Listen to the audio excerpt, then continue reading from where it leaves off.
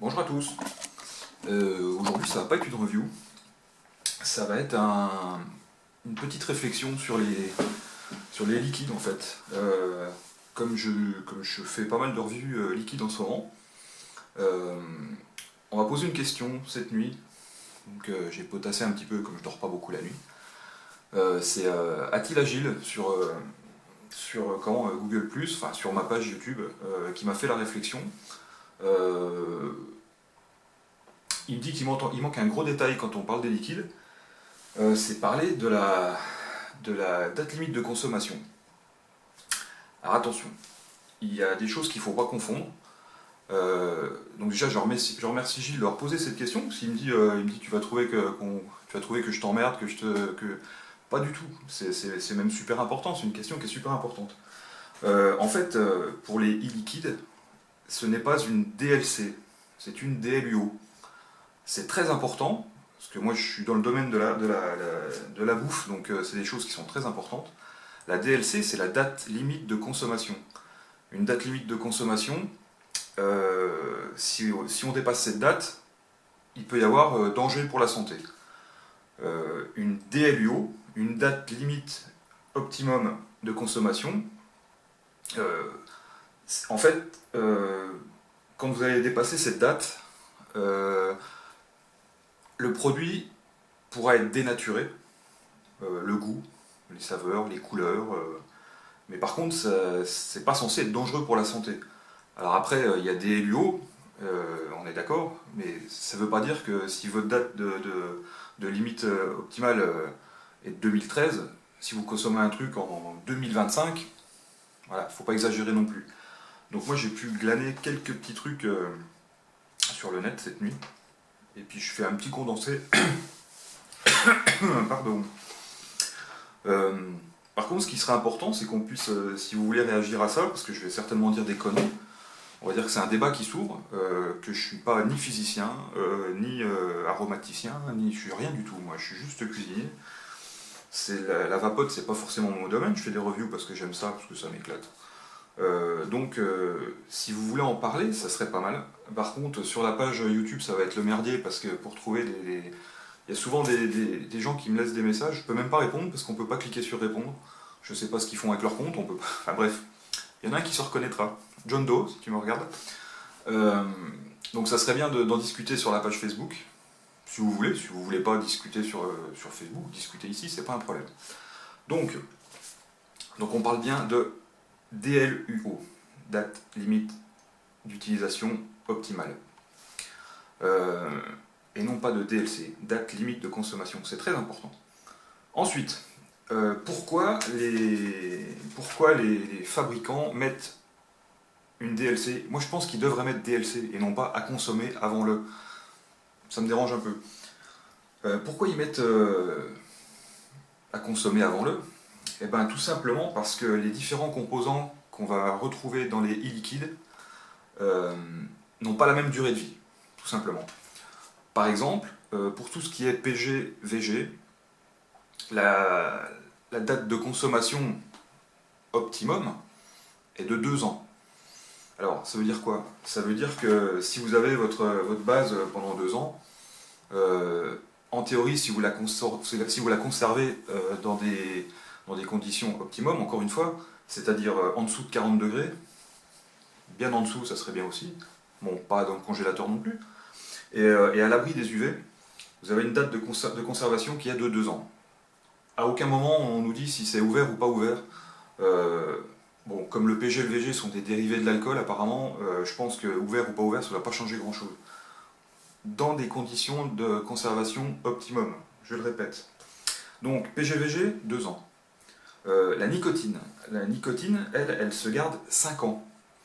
5 ans avant une oh là, avant d'être dénaturée. C'est le matin, hein, j'ai du mal. 5 ans, c'est beaucoup. Et ensuite, les arômes, ils ont j'allais dire une durée de vie. C'est pas une durée de vie, encore une fois. Hein. Les arômes, ils vont commencer à se dénaturer entre 12 et 18 mois. Donc c'est là que vient cette fameuse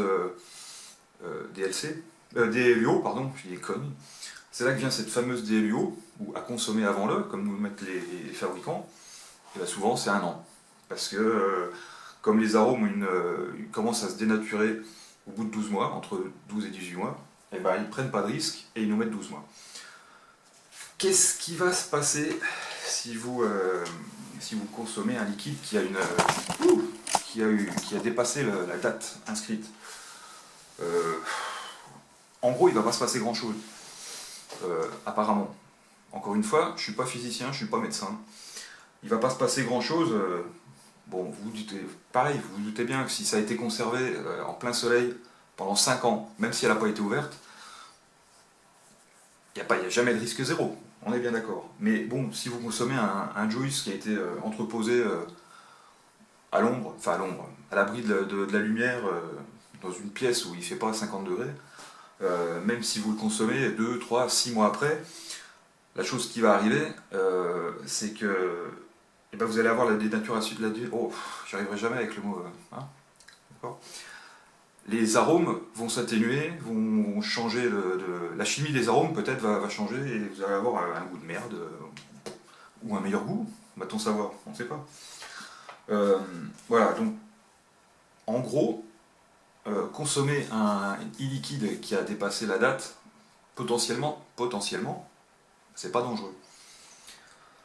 Je sens déjà les réflexions que je vais avoir là. Ben bon, lâchez-vous, c'est pas grave, c'est fait pour.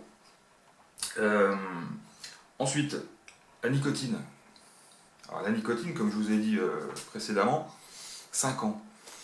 Bon, je ne connais pas grand monde qui a des liquides depuis 5 ans.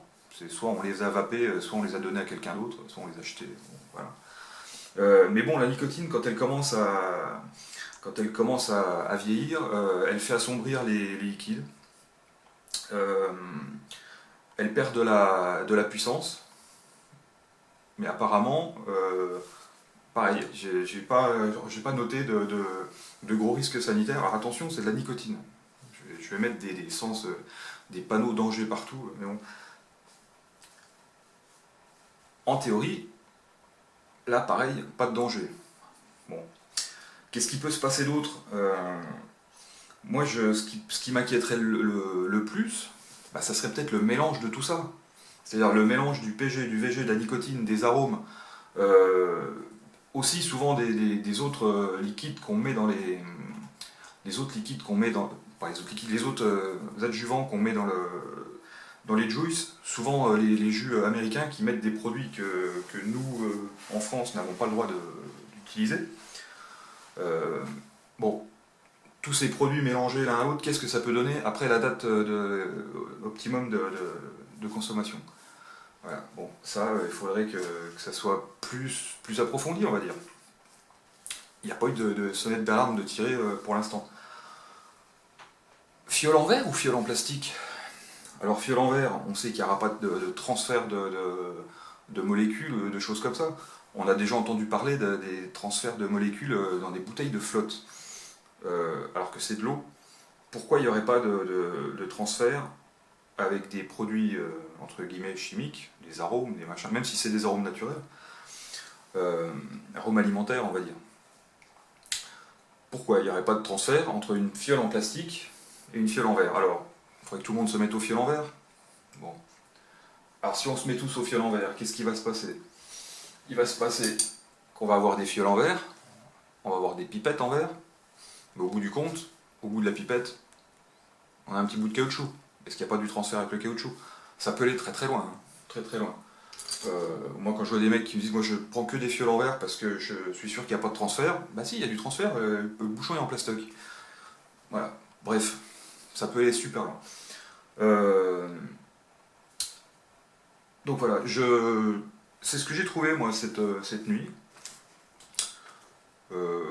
En gros, même les fabricants, j'ai trouvé des messages de fabricants de juice qui répondaient à des questions de mecs, justement qui se posaient les mêmes questions que nous. Eux, ils préconisent de ne pas dépasser la date qui est notée sur la fiole. Bah déjà, petit 1, parce qu'ils n'ont pas envie d'avoir d'emmerde, ça c'est tout à fait normal. Petit 2, parce que, comme je vous ai dit précédemment, les arômes, entre 12 et 18 mois, ils commencent à perdre ou à se transformer, ou voilà quoi. Donc, fatalement, bah, ils n'ont pas envie non plus que leurs clients se retournent sur eux. Sachant aussi que sur les produits de base, on n'est pas obligé, donc les PG, VG, normalement la loi je crois que n'autorise pas, ne force pas à mettre une DLC ou une DLUO. Donc ça veut bien dire quelque chose. Ça veut dire que potentiellement c'est pas super dangereux. Moi j'ai pour exemple, ça n'a rien à voir, je retourne encore dans ma bouffe. J'ai pour exemple, je suis allé en vacances il y a quelques temps à Belle-Île-en-Mer. J'ai acheté des sardines en boîte. Et, euh, et au moment où j'ai acheté les sardines, à côté il y en avait d'autres. Il y avait marqué millésimé. Je sais quoi ce délire. Donc j'ai demandé aux personnes du magasin. En fait, c'était les mêmes sardines qu'en boîte normale. Mais en fait, ils les mettent dans un placard, ils les laissent 10 ans. Ils dépassent la date de consommation de 1, 2, 3, 4, 5 ans. Donc c'est marqué à consommer avant le 2010 et on est en 2014 et ils les vendent quand même. Parce que ça change rien. Parce qu'en fait, elles continuent de travailler, elles se transforment justement. Peut-être un peu des fois comme les liquides, elles se transforment, elles prennent un meilleur goût, et voilà. Donc, il ne faut pas tirer de sonnette d'alarme, il faut faire attention. Le mieux, quand il y a une date sur un liquide, la dépassez pas, comme ça vous risquez rien. Euh, si vous voulez la dépasser, ça vous risquez péril. Et comme je vous l'ai dit, moi, le peu que j'ai vu, le peu que j'ai lu, à moins de dépasser d'un an, 2 ans, 3 ans, 4 ans, j'en sais rien, il n'y a pas l'air d'avoir de gros risques sanitaires. Faites attention quand même. Enfin, ça, c'est que mon avis. C'est pour ça que ça serait bien d'en discuter ici, si vous voulez. Et puis, comme ça, tout le monde pourra donner son avis. Sur ce, je vais vous laisser. Je tire une petite barre. Et puis, n'hésitez pas à laisser votre avis. Et puis, donnez-nous des liens, donnez-nous des témoignages d'autres viewers, d'autres de forums, de textes de loi, de textes. N'hésitez surtout pas, parce que moi j'ai cherché pendant 2 heures. Là. J'ai trouvé à peu près que ça. Alors bon, moi je ne suis pas la science infuse, donc si vous pouvez mettre une pierre à l'édifice, ça sera avec grand plaisir. Voilà, je vous remercie, à bientôt, puis n'oubliez pas le FVI.